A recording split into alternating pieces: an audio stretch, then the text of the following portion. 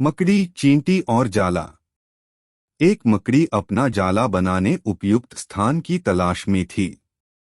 वह चाहती थी कि उसका जाला ऐसे स्थान पर हो जहां ढेर सारे कीड़े मकोड़े और मक्खियां आकर फंसे।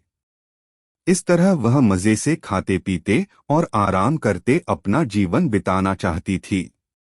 उसे एक घर के कमरे का कोना पसंद आ गया और वह वहां जाला बनाने की तैयारी करने लगी।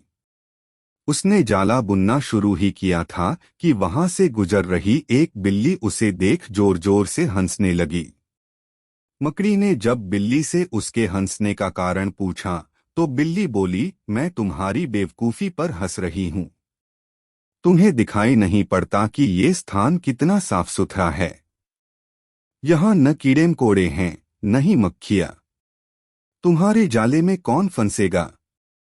बिल्ली की बात सुनकर मकड़ी ने कमरे के उस कोने में जाला बनाने का विचार त्याग दिया और दूसरे स्थान की तलाश करने लगी। उसने घर के बरामदे से लगी एक खिड़की देखी और वह वहां जाला बुनने लगी। उसने आधा जाला बुनकर तैयार कर लिया था, तभी एक चिड़िया वहां आई और उसका मजाक उड़ाने लगी। अरे, तुम्हारा दिमाग खराब हो गया है क्या? जो इस खिड़की पर जाला बुन रही हो, तेज हवा चलेगी और तुम्हारा जाला उड़ जाएगा। मकड़ी को चिड़िया की बात सही लगी।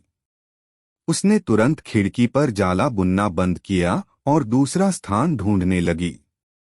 ढूंढते ढूंढते उसकी नजर एक पुरानी अलमारी पर पड़ी।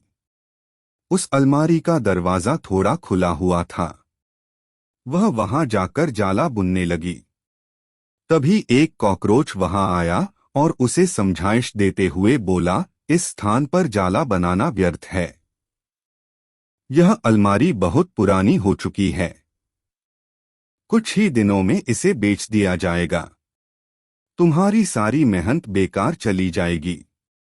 मकड़ी ने कॉकरोच की समझाइश मान ली और अलमारी में जाला बनाना बंद कर दूसरे स्थान की खोज करने लगी। लेकिन इन सब के बीच पूरा दिन निकल चुका था। वह थक गई थी और भूख प्यास से उसका हाल बेहाल हो चुका था।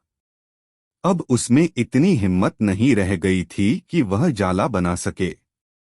थक-हार कर वह एक स्थान पर बैठ गई। वहीं एक चींटी भी बैठी हुई थी। थकीहारी मकड़ी को देख चींटी बोली, मैं तुम्हें सुबह से देख रही हूँ। तुम जाला बुनना शुरू करती हो और दूसरों की बातों में आकर उसे अधूरा छोड़ देती हो। जो दूसरों की बातों में आता है, उसका तुम्हारे जैसा ही हाल होता है। चींटी बात सुनकर मकड़ी को अपनी गलती का एहसास हुआ और वह पछताने लगी। सीख। अक्सर ऐसा होता है कि हम नया काम शुरू करते हैं और नकारात्मक मानसिकता के लोग आकर हमें हतोत्साहित करने लगते हैं। वे भविष्य की परेशानियां और समस्याएं गिनाकर हमारा हौसला तोड़ने की कोशिश करते हैं।